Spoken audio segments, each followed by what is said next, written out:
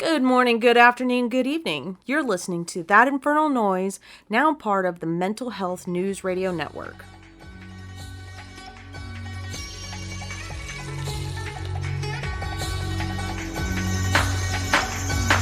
Devil, not no more for these, you call me Ichigo.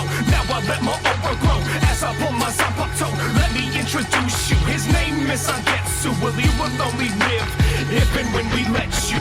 Been through a lot of things, killed oh so many hollows. Didn't know at first which path was the right to follow. I don't fight cause I want to win, I fight cause I have to. I will take my spirit energy and aim it right back at you. Fighting a nigga be Yakuya taught me a lot of things, like how to channel and harness all my hate and rage in the form of a bankai. I don't understand why I'm the only one fighting, all the others stand by. I'm not such a saint to promise that I'll risk my life for strangers. Neither am I scum enough to sit back while they're in danger. Everyone looking at me like I'm a superhero, like this is the Matrix and I'm playing Neo. But I'll see my duty through. What the fuck else would I do? Just let it all rot or leave it up to Udi. You a fuck all that now, cause I'm the one in full control. That is until the hollow takes control over my soul. I'm a fucking anime kid. I'm a fucking anime kid. I'm a fucking anime kid. I'm a fucking anime kid. I'm a fucking anime kid. I'm a fucking anime kid. I'm a fucking anime kid. And if you don't like it, shut the motherfucker up. What up, y'all? It's Robert. You were listening to That Infernal Noise yet again. Back, hopefully for good this time. Excuse me while I adjust the mic. It's been a long time since I've had the motivation to do anything. I don't really know how to find my motivation anymore. Depression's a motherfucker, that's for sure. Been dealing with a lot personally.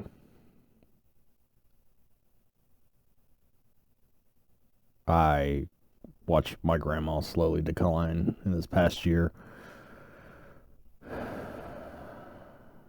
It all started with a stroke, and she ended up having dementia, and she passed away a little over a month ago, December 6th. I'll remember that day forever, because it hurt. It hurt a lot. She was the one that raised me. She was my mom, for lack of a better term. If there was a better term, she earned it, for sure. And I've just been dealing with that for the past, it was over a year. Because I think it was in October, early October, that she had her stroke of 2021. And she was in and out of the hospitals, in and out of the convalescent home, whatever the hell you want to call it. And it was very difficult for me to see her that way. It sucked. It sucked so much. Because one of the last times we saw her, she just kept asking me if that's your husband. She didn't say, is that Robert? She said, is that your husband? And that kind of hurt. Not kind of, it fucking hurt. I fucking cried about it. I'm not going to lie. There's no point in lying. It sucked to see somebody that I love so much go through so much bullshit coming to the end of her life. And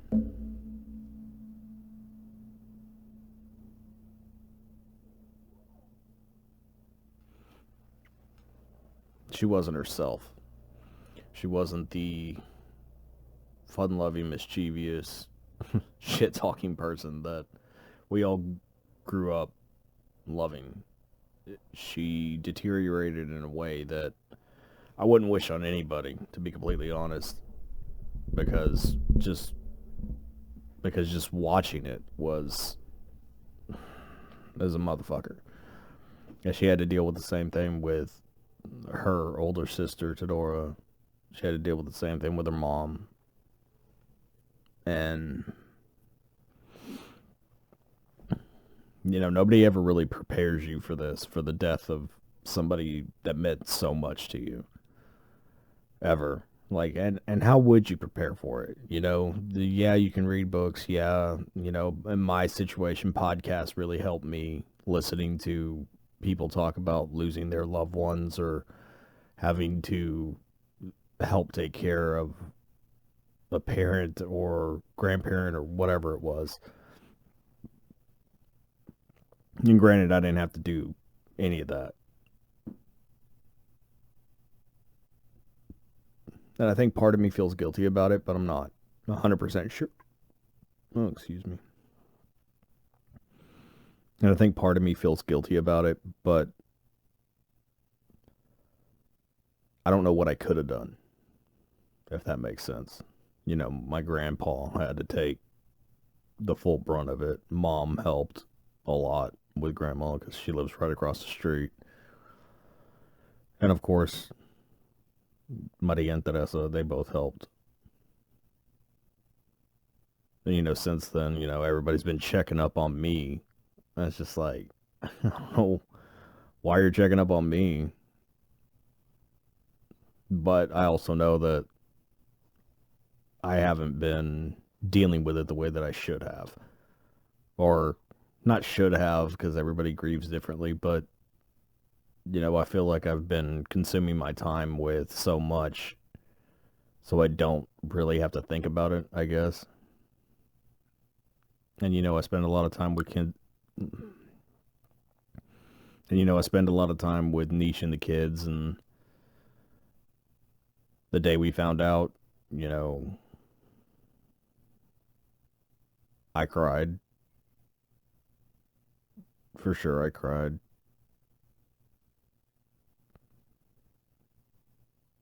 But I laughed a lot, too.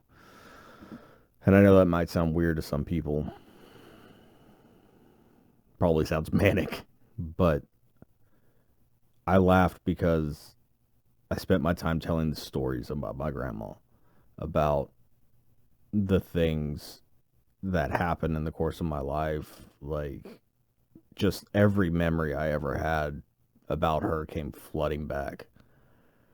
And I just spent the evening, talking to my wife and kids about how dope grandma was.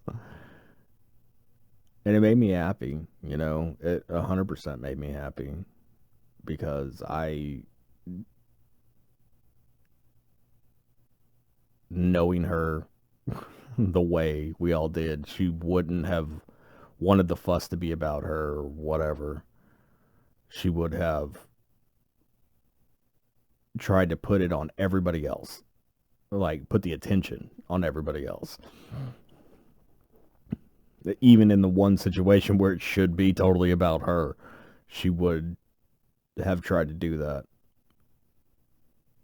And, whenever we had the wake and the funeral and everything, well, the wake specifically, rosary, all that. I'm not a praying guy. I'm vehemently against it, actually. But I took an old rosary that I had from whenever I was a kid, and I still prayed it. I prayed it for her. And it made me feel like a hypocrite because I'm not religious whatsoever. Very staunchly against it, actually. But then as I was sitting there, I was thinking about it, and like, hardly anybody else could get me to pray the rosary for them. And I did it for grandma. I did it for grandma because that's what she would have wanted. She would have wanted as many prayers as she could get so she could get into heaven, all that stuff. And I have my own feelings about all that, but it wasn't about me. I'm not going to say I swallowed my pride because I didn't. It wasn't even a question to me. It wasn't even, oh, should I do this? Should I not? And I'm like, no, I'm doing this. I'm doing this because it's for my grandma. And before the rosary, we had the viewing and, my Aunt Maria let it off, and she let everybody that wanted to come up there and say something.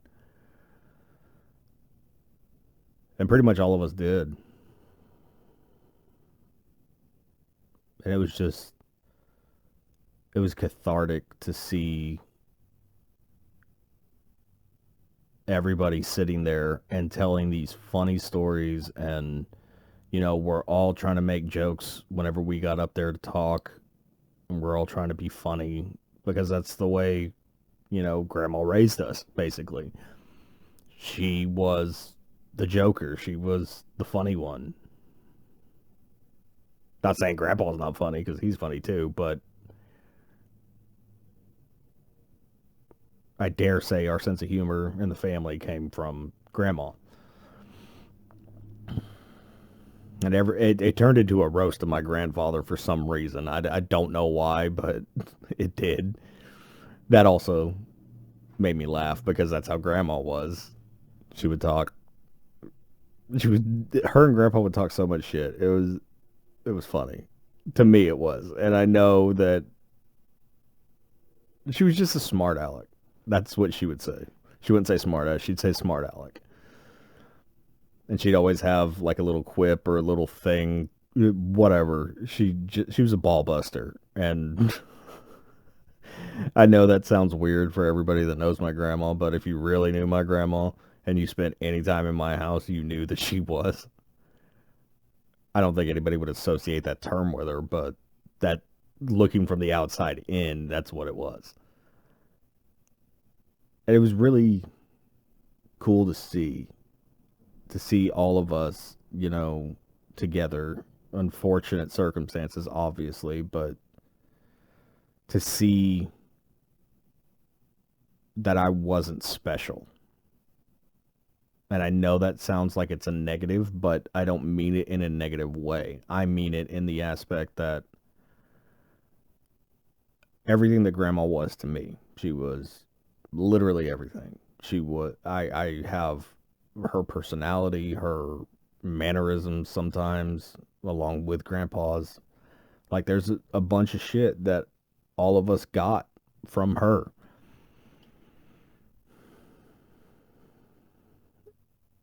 Not to mention all the love, all of the support, everything that she's ever done for any of us, that she's always prayed for us.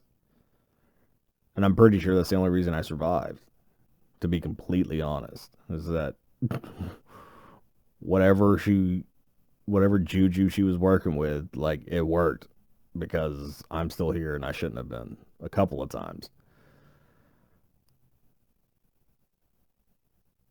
And I saw that my family had the exact same experience. I thought it was unique to me. I'm happy that it wasn't, because everybody else had the same stories. How she was there for them, how she lifted them up, how she made them laugh, whatever the situation is, everybody had the same stories. And that made me really happy to know that it wasn't just me that got that experience with Grandma, because I live with her. For all intents and purposes, I'm the fourth Pina kid. And I'm proud of that. I'm so proud of that. I thought once she'd be gone that I'd have a lot more regrets than I do. And to be honest, I really don't. And I know everybody has regrets, but I try to live my life without them, just in general, because I can't keep pondering the shoulda, coulda, wouldas. Instead, I spend my time thinking of her trying to scare me, or her making me laugh, or, even whenever she was pissed off, that story keeps popping up where she threatened to drop kick me and my cousin Victoria at the same time, and it makes me giggle every time, because it's just like, God, I would have paid money to see that. And she probably could have done it. I don't know. She might have been able to.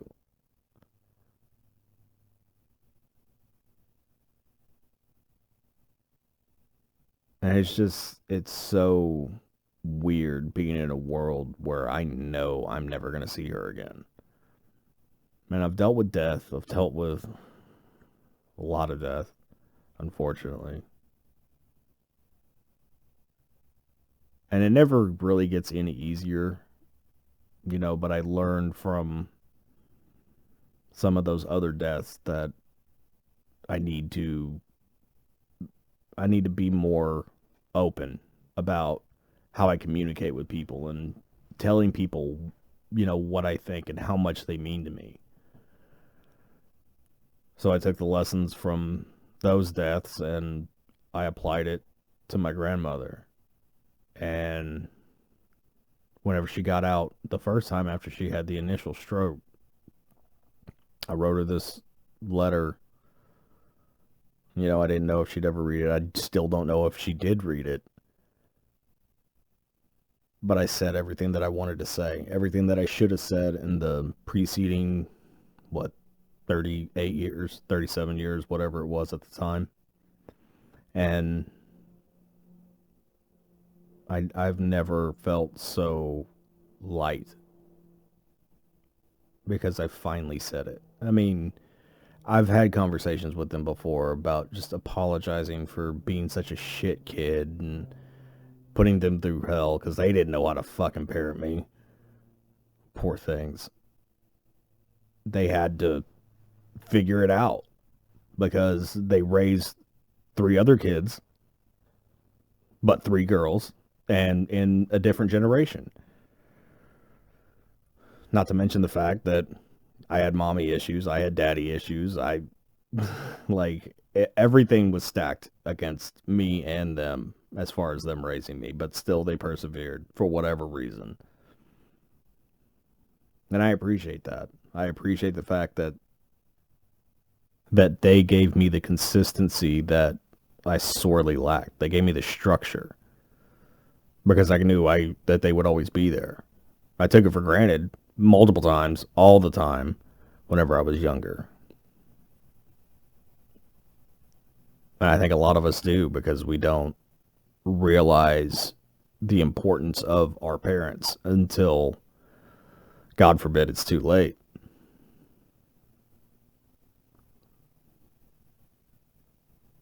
But I said everything that I wanted to say. I explained everything. I told her I was proud to be her grandson, proud to be the 4th of the Pina Perez bloodline. Because regardless, I still am. Because it was my mom, my Aunt Maria, my Aunt Teresa, and then me.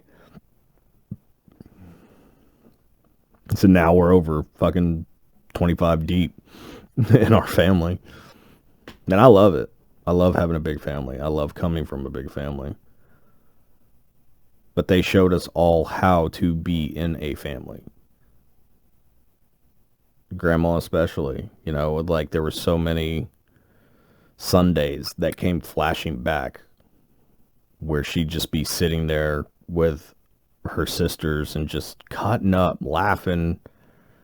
It was every week, every single week. And I loved seeing that. I loved seeing them get together like that. And that was the type of family that I wish I had as I was getting older. And I still, that is still one of the most precious memories to me because that's what has shaped my life.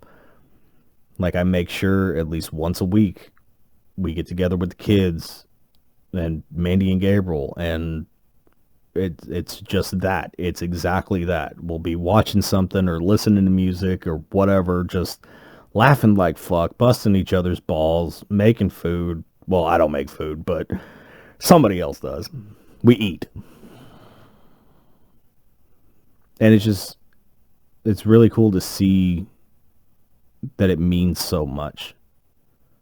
Because it means everything to me. Absolutely everything. It's there's been so many times that, Mandy and Gabriel have left and Chris goes home and, we're just sitting there in the quiet after, and I just look at her and I was like, this was a great fucking day. And it's almost every time because I love it. I love it and I appreciate it, and My circle's never been so small, but I've never felt so connected to it. Because it's my family. This is my family. The family that I built. The family that we built collectively. And I couldn't ask for a better example. I couldn't ask for somebody to pave the way for me to do stuff like that. And it means something to the kids. You know, Kaylee says she wants more family time. Chris gets upset whenever he has to work because, oh, I missed it. I didn't want to miss it, blah, blah, blah, blah, blah. And it's just, that's cool to me. That's cool to me that they realized it way younger than I did.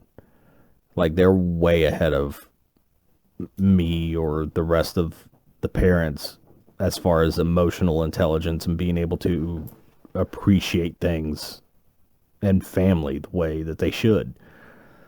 Because I spent a long time just doing the exact opposite. Because I didn't realize what was really important to me. You know, in my 20s, like 4 days after I turned 20, my son was born. And for a long time, I spent my time thinking that, this is a hindrance. I'm never going to get to party. And not that I regretted having him, because Chris is the best thing that had ever happened to me. It got me out of so much bullshit. It got me away from so many negative motherfuckers. And then I built that back up, but that's another story. But it also did take away the party years for me for a little bit. And then I went back to it because I thought that was supposed to be my life, that was me. And without having the example of grandma and grandpa, I don't know that I would have ever pulled myself out of it, that I'd still be that guy that just did what the fuck ever. And I'm grateful for the lessons. I'm grateful that I had such a good example, because a lot of people don't. You know, and the four of us, me, Nish, Mandy, and Gabriel, we've had to learn on the fly because we didn't always have the best examples. And I had it the best out of the whole thing because I at least had grandma and grandpa there to show me what a functional relationship is, what real parenting is, all that stuff. And luckily I was able to pull myself out of it because I knew deep down that's not what I wanted. I didn't want to be the party guy. I didn't want to be the douchebag that just never grows up or whatever. I always wanted to be more. I always wanted to be a dad from as far back as I can remember. I wanted to be a dad because I just felt like I had that ability, that paternal instinct. And yeah, I fucked that up. I fucked that up left and right for a little bit. But you know, now I'm trying. And I was trying then too. I was mistaken in the way I went about things. And I'm making amends for it now with my older two, especially. You know, I apologize to them on a constant basis, and without the base of grandma and grandpa, I don't know that I ever would have. I would have just continued down the same road. I would have acted the same ways or whatever, and I don't. I apologize to my kids on a regular basis. I don't give a fuck if I'm supposed to be Superman. Superman has his kryptonite. And I just take everything that I've been given in the course of my life, as far as knowledge, as far as empathy, my moral compass, all that shit, and I'm trying to get better now. You know, I'm trying to bring myself out of the depression. I'm trying to be as positive as possible. I'm trying to cut all the negative things out of my life, which has been a constant struggle for me over the past 38 years. Because it seems like for whatever reason, the island of misfit toys just stays around me no matter where I am.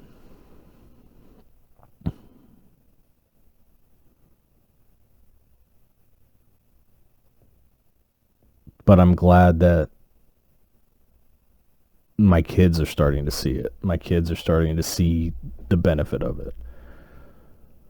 Kaylee is finally, I don't want to say wised up, but I mean, she's a fucking teenager. I don't expect her to get it just yet. But she's starting to understand where we're coming from as parents.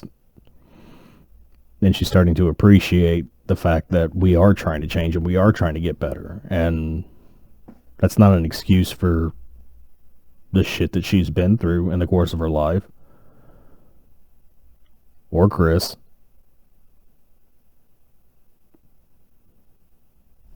But it helped them become the people that they are today. So I try not to regret it.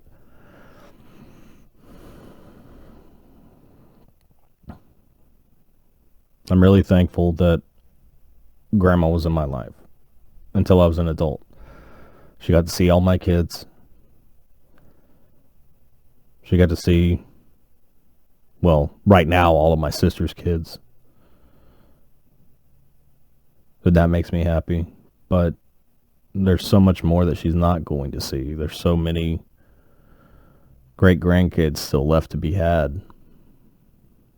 Possibly. I don't know.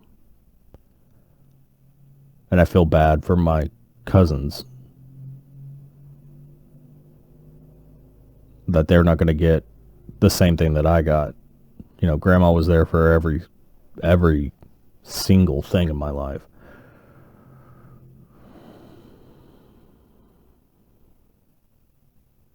And it made me happy to know that she was there and that she supported me. And I feel bad that my cousins aren't going to get that. Well, the younger two. Because Vic grew up more like me, where she had Grandma there for everything, luckily. But Rachel's getting married next month, and Grandma's not going to be there. And that sucks. That sucks for her. Because she didn't get that, unfortunately. Sorry, I apologize in advance if I start crying, but it's shit like that that really gets to me. It just... knowing that there's going to be future generations or whatever that aren't going to get the benefit of Grandma. You know, and she wasn't just my grandma. Everybody called her Grandma. Literally everybody. Niche called her that. Mandy calls her that. Gabriel calls her that. My kids call her that. Vic's kids. Crystal's kids. Everybody. Everybody calls her Grandma. Called her Grandma. Because that was it. And since then, like, nobody's taken the name or the title or whatever Grandma. Everybody's come up with something else. And I don't know if subconsciously it's because we can never live up to that standard or whatever, but I won't even take the name Grandpa. You know, I already decided. I already told the kids. I was like, whenever y'all have kids, I'm Pops. I don't give a fuck. Like, I'm Pops. I'm never going to be able to live up to the expectations that they set. I want to be different. I want to be me. And Chris thought it was funny. He was like, Pops. He starts talking shit, of course, because it's my fucking kid.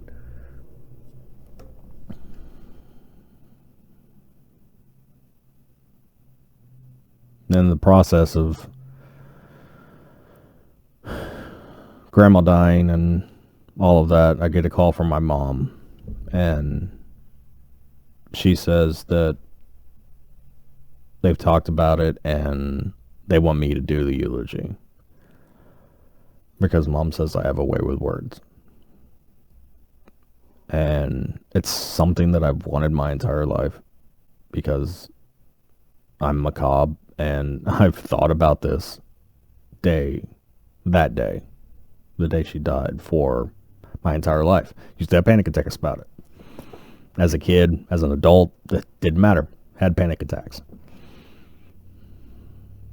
Because I didn't want to imagine a world that she wasn't a part of. But I was honored. I don't want to say humbled because that's the wrong word to use in this situation. I wasn't humbled. I was honored, and I felt privileged that they wanted me to do the eulogy.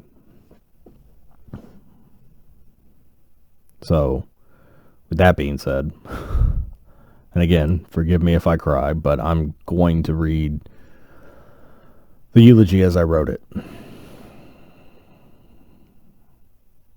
Every time I've read through it, I have cried. I apologize in advance if I do that again, and I know I keep saying that, but bear with me. Because I want the eulogy to live forever. I want my kids to be able to play this back. I want to be able to play it back and hear it. And just remember that day. Because the irony, well, I don't know if it's ironic, but the day she died and leading up to the day of her funeral, it was overcast, it was dark, it was dreary. The day we buried her, there wasn't a cloud in the sky. And it made me happy. It made me really happy to know that the sun was shining down on her the way it should have been.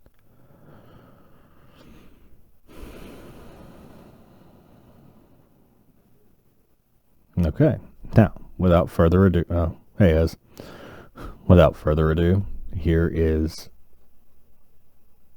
the eulogy that I wrote and delivered in front of everybody that was there. Sidebar, I've always had stage fright my entire life, had stage fright, and I did not have it that day. And that made me know that she was watching over me, like, it's okay, you got this, don't worry about it.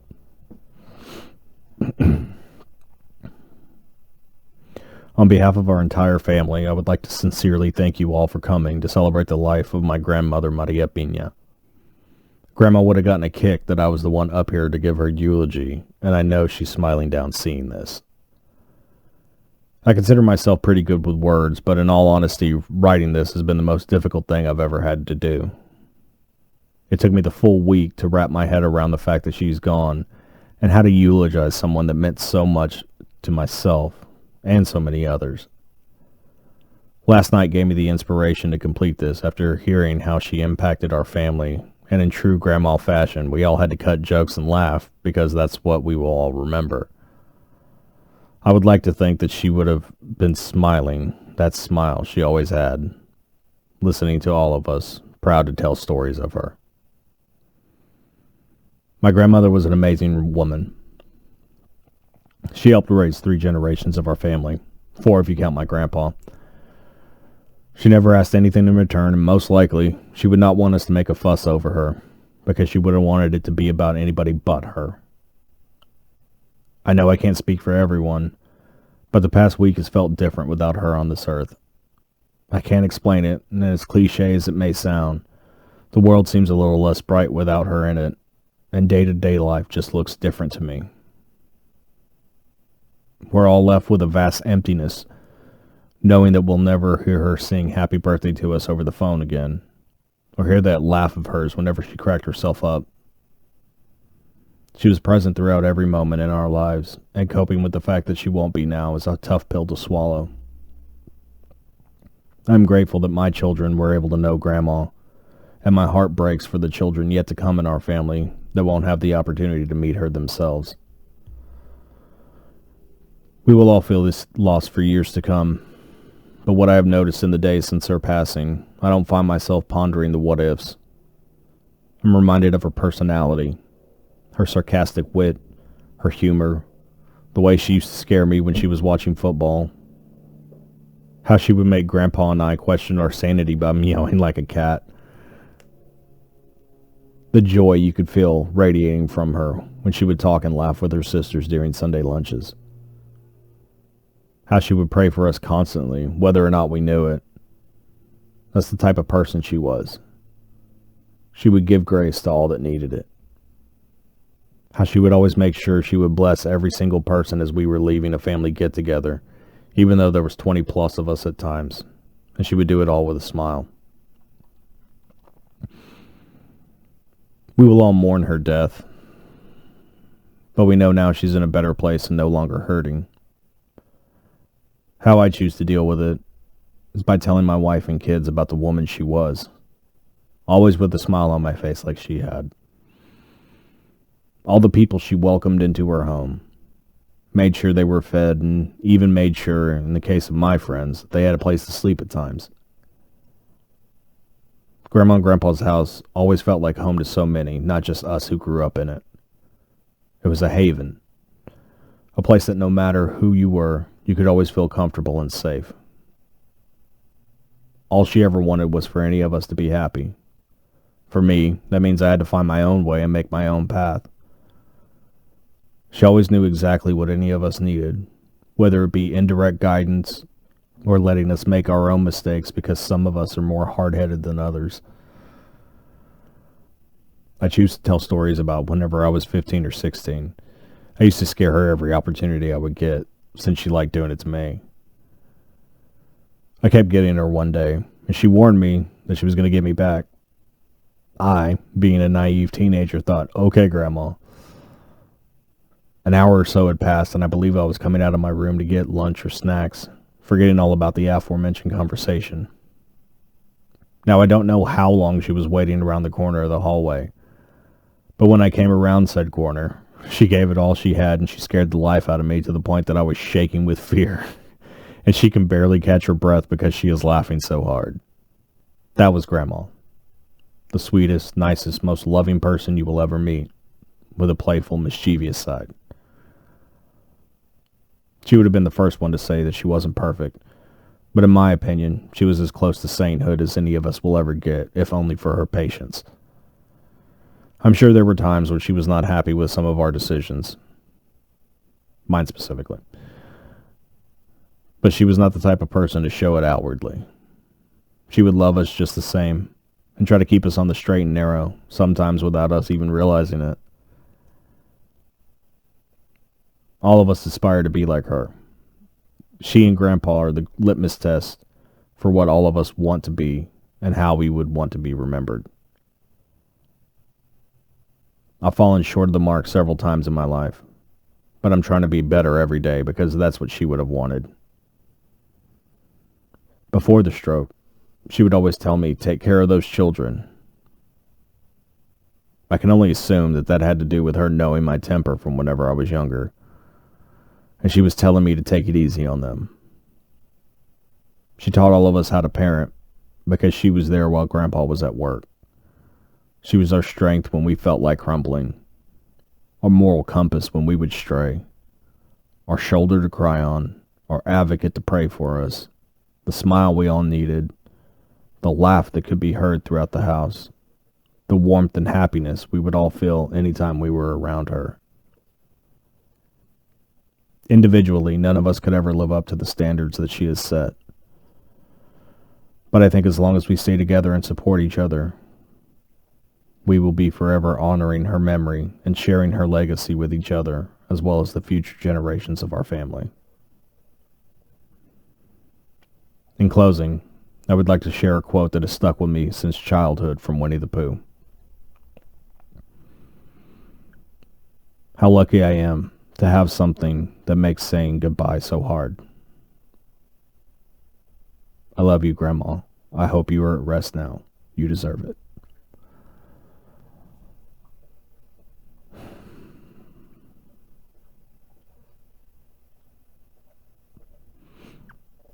I still find myself thinking about her every single day. There's not a day that's gone by since then that I haven't thought about her.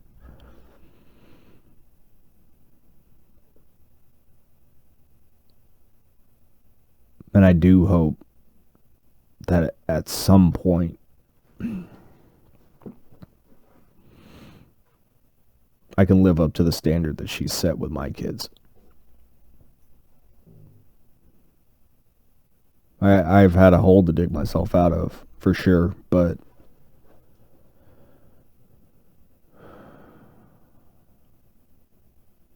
I think I'm getting there. I want to get there. I want to see my kids smile every time they see me and not dread it. Because so many of us have dreaded seeing our parents at different times in our lives. Me, not anymore, because my mom and I repaired our relationship, thankfully.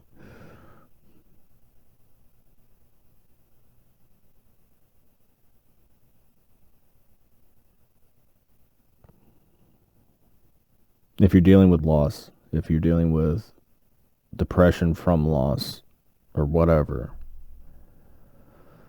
I don't know that it gets any easier. I don't know that.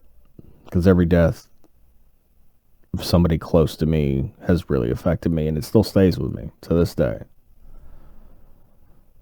Some I wasn't there for, some I was there for, some I should have been there for. And each one has a different set of questions attached to it. What if? At least in my mind. And I don't think it's healthy to live that way. Especially after a death, because death is, it's final. Like, that's it. You can't fix it after that. So say what you want to say while you can say it. Because you don't know what's going to happen the next day. You don't know who's going to get sick. You don't know any of it.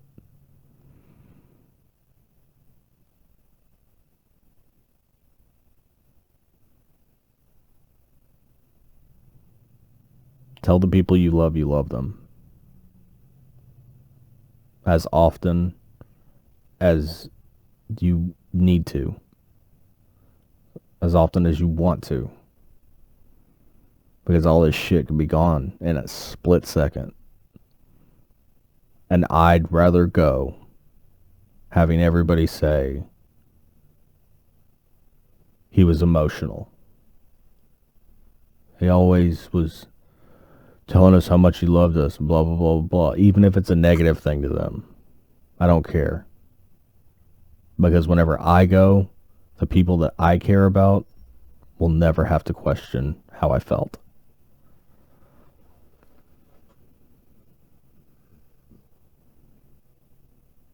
Sorry for the heavy episode. It's something I needed to get out. It's something I needed to get off my chest.